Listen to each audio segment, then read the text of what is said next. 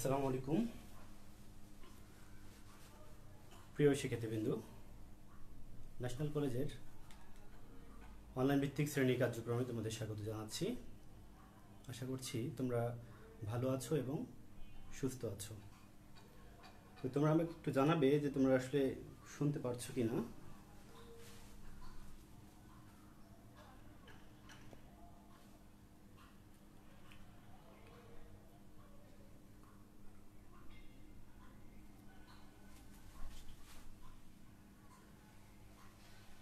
প্রিয় শিক্ষার্থীবৃন্দ, আজকে অনলাইন ভিত্তিক শ্রেণী কার্যক্রমের ধারাবাহিকতায় আজকে বাংলা দ্বিতীয় পত্রের নবম দশম শ্রেণীর সমাস নিয়ে আলোচনা করব।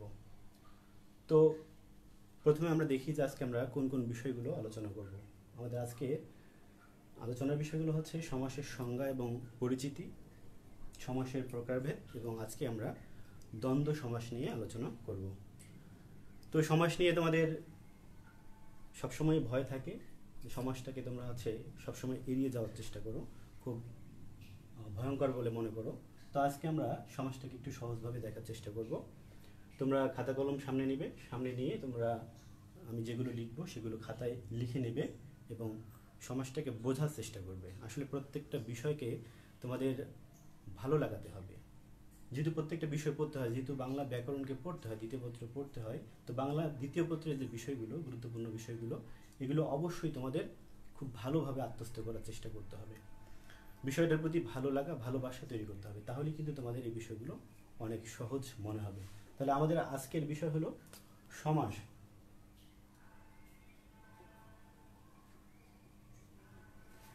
তো আমরা প্রথমেই দেখি যে সমাস শব্দের অর্থ কি, সমাস কি। সমাস শব্দের অর্থ হলো সংক্ষেপ,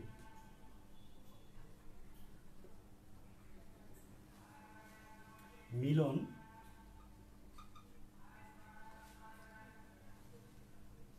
অথবা একাধিক পদের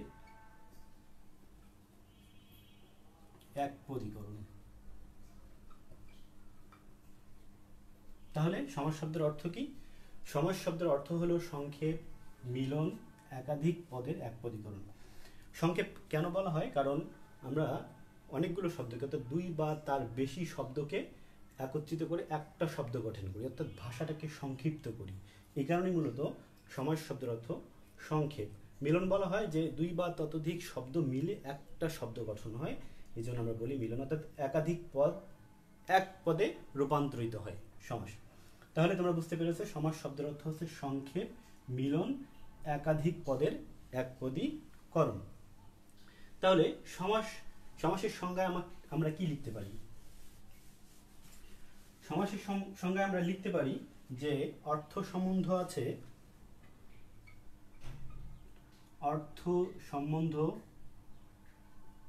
আছে এমন একাধিক শব্দের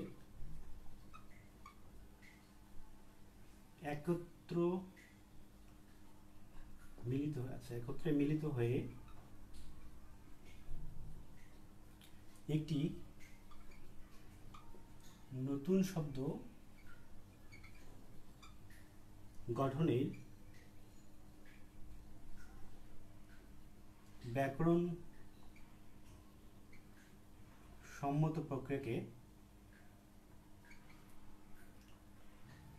সম্মত প্রক্রিয়াকে সমাস বলে।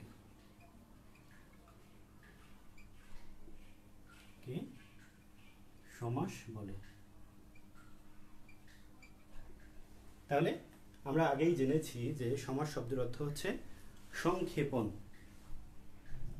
সমাস শব্দের অর্থ সংক্ষেপণ, মিলন, অথবা একাধিক পদের এক পদীকরণ।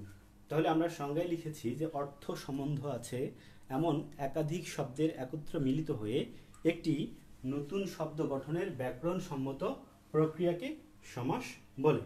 ওকে, তাহলে সমাসের উদ্দেশ্যটা কি? সমাসের উদ্দেশ্যটা হচ্ছে ভাষাকে সংক্ষিপ্ত করা, অর্থাৎ বাক্যের মধ্যে শব্দের ব্যবহারকে কমিয়ে আনার জন্য, শব্দের ব্যবহারকে সংক্ষেপ করার জন্য, ভাষাটাকে আরও সুন্দর করার জন্য মূলত সমাসের ব্যবহার করা হয়ে থাকে। ওকে, তাহলে তোমরা সংজ্ঞাটা লিখে নাও। আচ্ছা, এই সমাস হচ্ছে শব্দ গঠনের বা শব্দ প্রয়োগের একটা রীতি। শব্দ গঠন এবং শব্দ প্রয়োগের একটা রীতি। এই রীতি এসেছে সংস্কৃত থেকে। তো তোমাদের একটা প্রশ্ন আসে, যারা নবম দশম শ্রেণীর, তোমাদের একটা এমসিকিউ প্রশ্ন আসে যে সমাস কোন রীতি থেকে এসেছে। তো সমাসের রীতি এসেছে বা সমাসের রীতি এসেছে সংস্কৃত থেকে। এটা অবশ্যই মনে রাখতে হবে যে সমাসের রীতি এসেছে সংস্কৃত থেকে। ওকে, তাহলে সমাস কি করে? দুই বা ততোধিক শব্দকে একটি শব্দে বা একটি পদে রূপান্তর করে ভাষাকে সংক্ষিপ্ত করে। ওকে, তাহলে আমরা এবারে দেখব সমাস গঠনের ক্ষেত্রে বা সমাস বোঝার ক্ষেত্রে কিছু গুরুত্বপূর্ণ বিষয় আছে, সেই বিষয়গুলো আমাদেরকে দেখতে হবে। তো আমি বলেছি যে সমাস কি করে, আমরা দেখেছি যে সমাস ভাষাকে সংক্ষিপ্ত করে, অর্থাৎ সমাস শব্দের অর্থ সংক্ষেপ। তো আমরা একটা উদাহরণ দিয়ে দেখি। একটা শব্দ আছে সিংহ চিহ্নিত আসন। তো এই তিনটা শব্দ মিলে একটা শব্দ গঠন করেছি, সেটা হচ্ছে সিংহাসন। তাহলে এই সিংহ চিহ্নিত আসন, এটা কিন্তু একত্রিত হয়ে সমাস গঠিত হলো, সিংহাসন হলো। তো এখানে কিছু গুরুত্বপূর্ণ বিষয় আমাদেরকে জানতে হবে, তাহলে সমাসটা বুঝতে সহজ হবে। তাহলে এই যে আমরা এখানে সমাস মূলত এখানে একটা ব্যাস বাক্য করেছি, ব্যাস বাক্যটাকে সংক্ষিপ্ত করেছি। তো এই যে আমরা এখানে একটা ব্যাস বাক্য লিখেছি, অর্থাৎ কয়েকটা শব্দ লিখেছি, সেই শব্দটাকে সংক্ষিপ্ত করে আমরা পেয়েছি সিংহাসন। তো এই যে শব্দটা, এই শব্দটার একটা নাম আছে, এই শব্দটাকে বলা হচ্ছে সমস্ত পদ।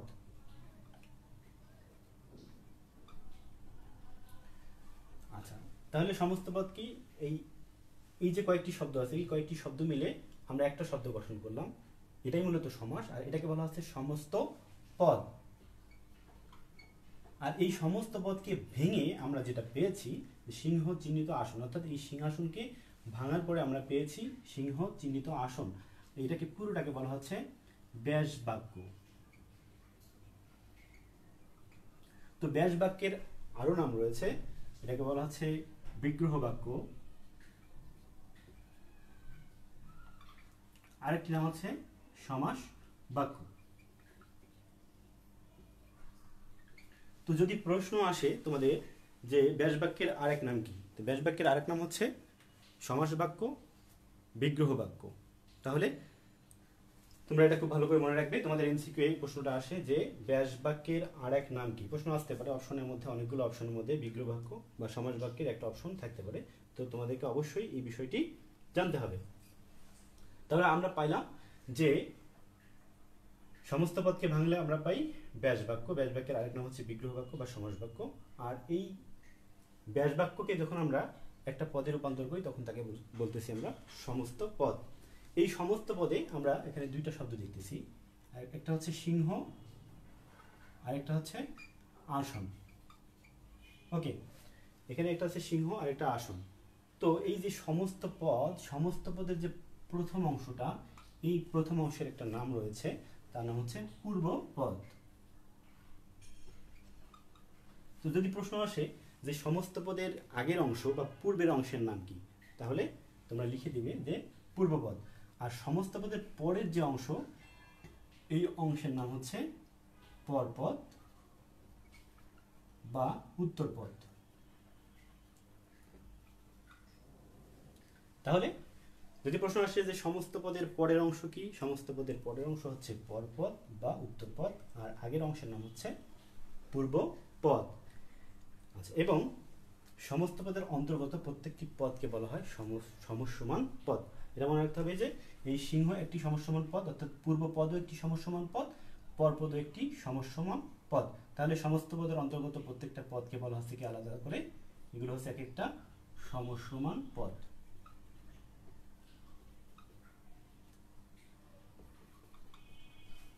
তাহলে আমরা এই জায়গায় কি পেয়েছি?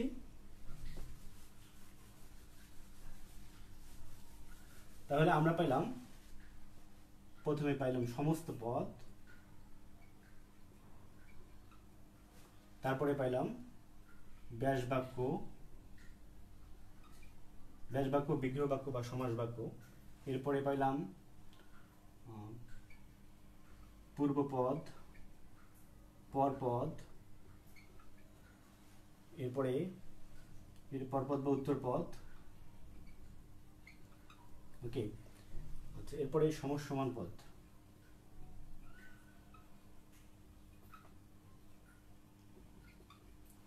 তো তোমাদের এই বিষয়গুলো, সমস্ত পদ, ব্যাসবাক্য, পূর্বপদ, পরপদ, সমসমান পদ, এই বিষয়গুলো সম্পর্কে অবশ্যই খুব ভালো ধারণা থাকতে হবে।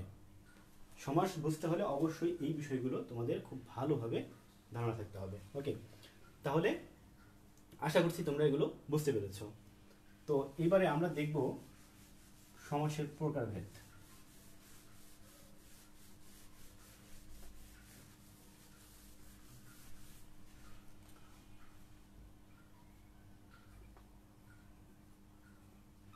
আচ্ছা, তোমরা বলো দেখি, কেউ একজন লিখে দেখো দেখি, সমাস কত প্রকার? সমাস কত প্রকার?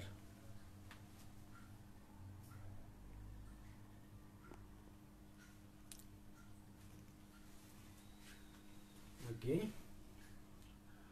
সমাস 6 প্রকার। 1 নম্বর দ্বন্দ্ব সমাস,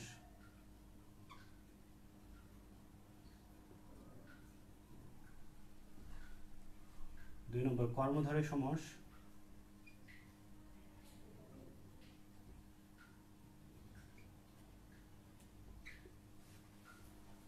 3 তৎপুরুষ সমাস,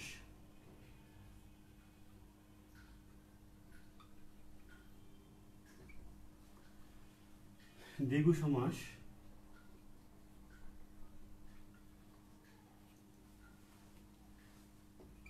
তারপরে বহুব্রীহি সমাস,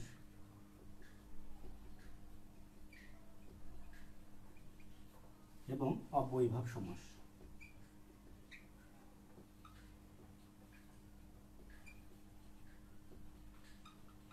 তাহলে সমাস কত প্রকার? সমাস 6 প্রকার। একটি দ্বন্দ্ব সমাস, তারপরে কর্মধারয় সমাস, তৎপুরুষ সমাস, দ্বিগু সমাস এবং বহুব্রীহি সমাস এবং অব্যয়ীভাব সমাস।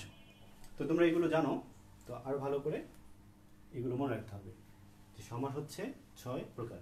ওকে, তো আমরা এই 6 প্রকার সমাস সম্পর্কে সামান্য একটু ধারণা নিই। সেটি হচ্ছে, আমাদের এই কয়েকটা বিষয় খুব মনে রাখতে হবে ভালোভাবে। এটা হলো যে দ্বন্দ্ব সমাসে, আচ্ছা, পর পদের অর্থ থাকে, আচ্ছা, উভয় পদের অর্থ, উভয় পদের অর্থের প্রাধান্য,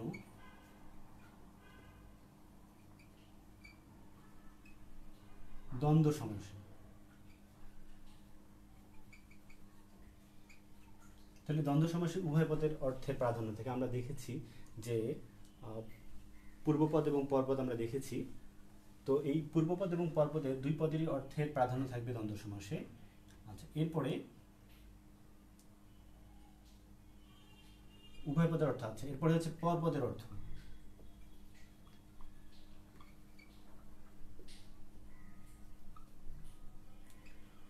পরপদের অর্থের প্রাধান্য থাকবে 3টি সমাসে।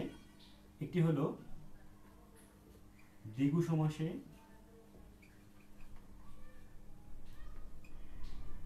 কর্মধারয় সমাসে,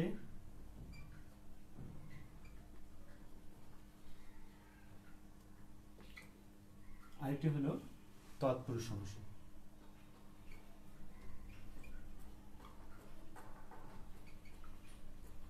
তাহলে উভয় পদের অর্থের প্রাধান্য থাকবে দ্বন্দ্ব সমাসে, পরপদের অর্থের প্রাধান্য থাকবে দ্বিগু সমাসে, কর্মধারয় সমাসে এবং তৎপুরুষ সমাসে।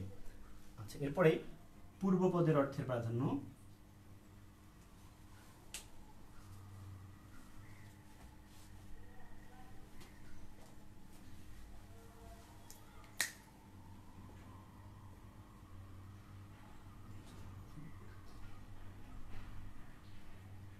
পূর্বপদের অর্থের প্রাধান্য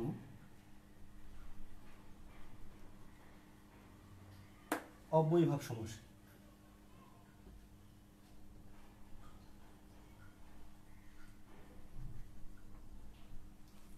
আর এটা হচ্ছে যে নতুন অর্থ প্রকাশ করবে, কোনো পদের অর্থ না বুঝিয়ে, কোনো পদের অর্থের প্রাধান্য না দিয়ে নতুন অর্থ প্রকাশ করবে বহুব্রীহি সমাসে। তাহলে নতুন অর্থবোধক, নতুন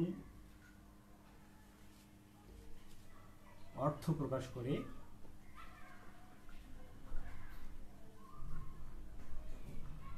বহুব্রীহি সমাসে। তাহলে তোমাদের অবশ্যই এই কয়েকটি বিষয় খুব ভালোভাবে মনে রাখতে হবে। তা হলো যে উভয় পদের অর্থের প্রাধান্য থাকে দ্বন্দ্ব সমাসে, পরপদের অর্থের প্রাধান্য থাকে দ্বিগু সমাসে, কর্মধারয় সমাসে এবং তৎপুরুষ সমাসে, পূর্বপদের অর্থের প্রাধান্য থাকে অব্যয়ীভাব সমাসে এবং নতুন অর্থ প্রকাশ করে বহুব্রীহি সমাসে। ওকে, তাহলে সমাস 6 প্রকার আমরা এটা পেলাম: দ্বন্দ্ব সমাস, কর্মধারয় সমাস, তৎপুরুষ সমাস, দ্বিগু সমাস, বহুব্রীহি সমাস এবং অব্যয়ীভাব সমাস। তো আমরা আজকে দ্বন্দ্ব সমাস সম্পর্কে দেখব।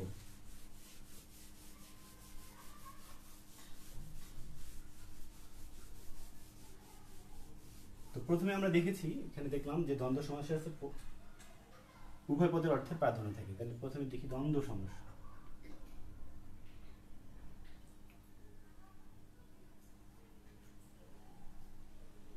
আচ্ছা, দ্বন্দ্ব সমাসে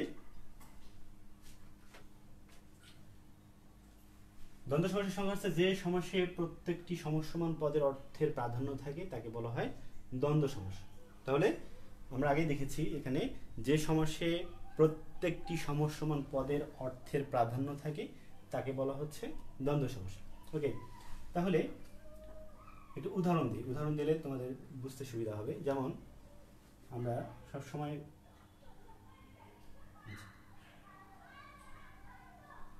মা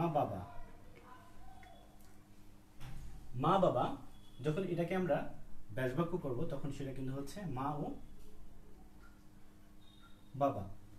তো এই যে এখানে মা বাবা, এখানেও মা বাবা রয়েছে, দুই জায়গাতে কিন্তু হচ্ছে অর্থের প্রাধান্য রয়েছে। অর্থাৎ সমসমান যে পদগুলো রয়েছে, এখানে মা, এখানে বাবা, দুইটার অর্থই কিন্তু এখানে ঠিক থাকছে। তো যে সমাসে প্রত্যেকটি সমসমান পদের অর্থের প্রাধান্য থাকবে তাকেই বলা হবে দ্বন্দ্ব সমাস। তো একটা বিষয় মনে রাখতে হবে দ্বন্দ্ব সমাসের ক্ষেত্রে, যে ব্যাসবাক্যগুলো এবং ও আর দ্বারা যুক্ত হবে। ব্যাসবাক্যগুলো এবং ও আর দ্বারা যুক্ত হবে। তারপরে হচ্ছে উভয় পদের অর্থের প্রাধান্য পাবে,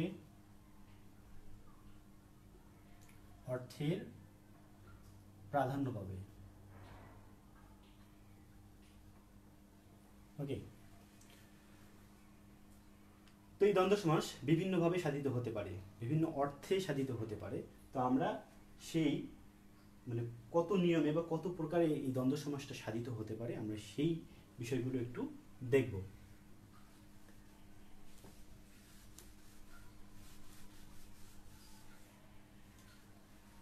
আচ্ছা, মিলনার্থক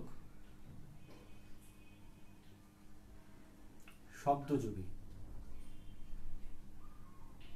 তাহলে মিলনার্থক শব্দযোগে দ্বন্দ্ব সমাস গঠিত হতে পারে। মিলনার্থক শব্দযোগে দ্বন্দ্ব সমাস গঠিত হতে পারে। তো যে দ্বন্দ্ব সমাসে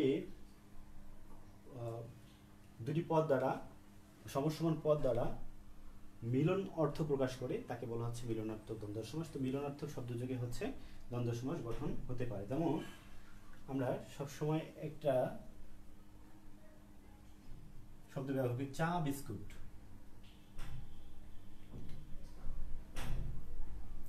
বিস্কুট। তারপরে মাসি পিসি। তোমাদের একটা গল্প আছে, এইচএসসি যারা তাদের জন্য একটা গল্প আছে, মাসি পিসি। তো এই মাসি পিসি এটিও কিন্তু একটি দ্বন্দ্ব সমাস।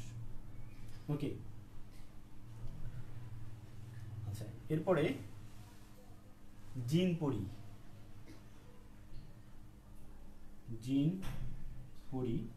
এটিও একটি দ্বন্দ্ব সমাস। তোমাদের আগে বলেছি যে এই দ্বন্দ্ব সমাসগুলো যখন আমরা ব্যাসবাক্য করব, ব্যাসবাক্য করার সময় ও এবং আর দ্বারা যুক্ত হবে। ওকে, তাহলে এখানে চা বিস্কুট, চাও বিস্কুট, মাসি পিসি, মাসি ও পিসি, জিন পড়ি, জিন ও পড়ি। তারপরে মা বাবা, বা মা বাপ, এগুলো এগুলো হচ্ছে মিলনার্থক শব্দযোগে গঠিত দ্বন্দ্ব সমাস। ওকে, এরপরে আমরা দেখি বিরোধাত্মক শব্দযোগে, বিরোধাত্মক শব্দযোগে। তো বিরোধাত্মক শব্দ যে দ্বন্দ্ব সমাসে দুটি শব্দ দ্বারা বা দুটি পদ দ্বারা বিরোধ সম্পর্ক বোঝায়, বিরোধ অর্থ প্রকাশ করে, তাকে বলা হচ্ছে বিরোধাত্মক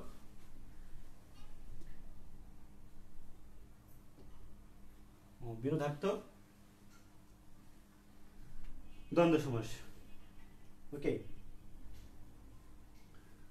তো বিরোধাত্মক দ্বন্দ্ব সমাস এটি একটি সম্পর্কই বোঝায়। তো এই সম্পর্কটা হচ্ছে অপোজিট রিলেশন, যেটাকে বোঝাচ্ছে খারাপ সম্পর্ক, দুটো সম্পর্কের মধ্যে খারাপ সম্পর্ক, যেটাকে আমরা বলি বিরোধ সম্পর্ক বা বিরোধার্থক শব্দ সেগুলো। ওকে, যেমন আমরা যদি দেখি যে দা এবং কুমড়ার সম্পর্ক সবসময় হচ্ছে খারাপ হয়, দা কুমড়া, এটা সম্পর্ক রিলেশন হয় কিন্তু রিলেশনটা ভালো রিলেশন না।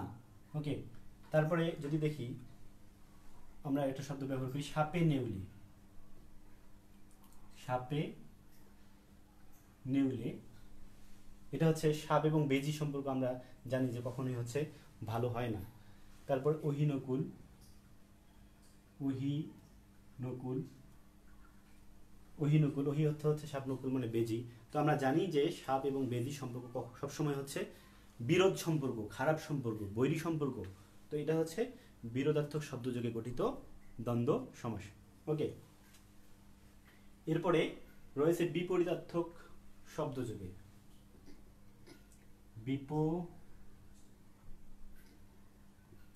শব্দযোগে। তো যে দ্বন্দ্ব সমাসের সমসমান পদগুলো দ্বারা বিপরীত অর্থ প্রকাশ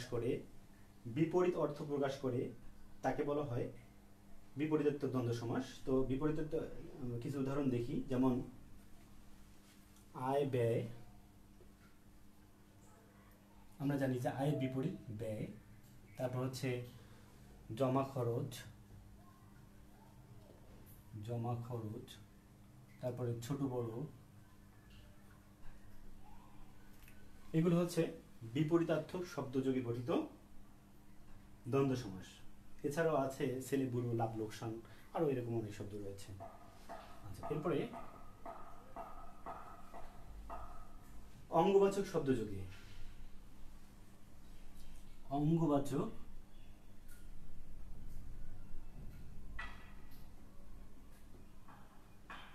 শব্দযোগে।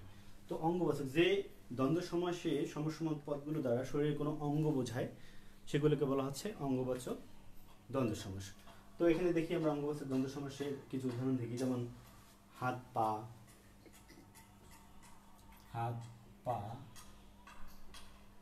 তারপর হচ্ছে মাথা মুন্ডু,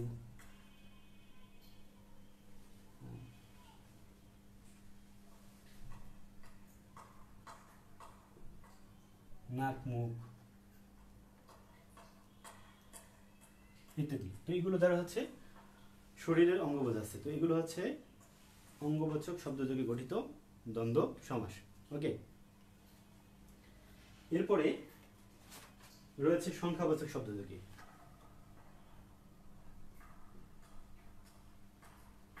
সংখ্যাবাচক শব্দযোগে গঠিত দ্বন্দ্ব সমাস। তো সংখ্যাবাচক শব্দযোগে গঠিত দ্বন্দ্ব সমাসের মধ্যে রয়েছে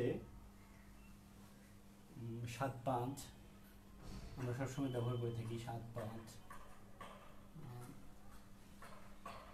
৯-৬, ৭-১৭। ওকে, এগুলো হচ্ছে সংখ্যাবাচক শব্দযোগে গঠিত দ্বন্দ্ব সমাস। এরপরে সমার্থক শব্দযোগে,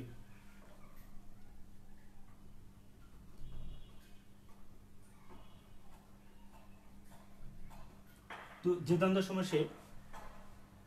দ্বন্দ্ব সমাসে সমসমান পদগুলো দ্বারা সমার্থ অর্থ প্রকাশ করে বা সমার্থক অর্থ প্রকাশ করে সেগুলোকে বলা হয় সমার্থক শব্দযোগে গঠিত দ্বন্দ্ব সমাস। যেমন আমরা দু একটা উদাহরণ দেখি, যেমন হচ্ছে হাট বাজার, হাট, বাজার, এগুলো কিন্তু হচ্ছে সমার্থক শব্দ। তো এগুলো হচ্ছে সমার্থক শব্দ যোগে গঠিত দ্বন্দ্ব সমাস। তারপরে একইভাবে কলকারখানা,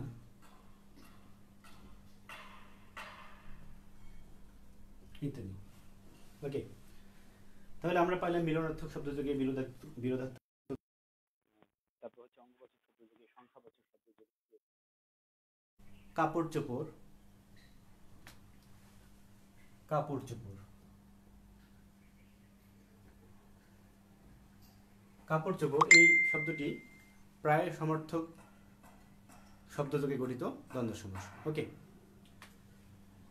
তো প্রিয় শিক্ষার্থীরা, দ্বন্দ্ব সমাসের আরও কিছু প্রকারভেদ রয়েছে। তো আমরা আজকে আর ক্লাসের সময় শেষ হয়েছে, তো আজকে এ পর্যন্তই। তোমরা ভালো থাকবে, সুস্থ থাকবে এবং আজকে যে পর্যন্ত পড়া হয়েছে এগুলো ভালোভাবে বাসায় প্র্যাকটিস করবে, তাহলে তোমাদের জন্য সমাস বুঝতে আরও সুবিধা হবে। তো ধন্যবাদ সবাইকে।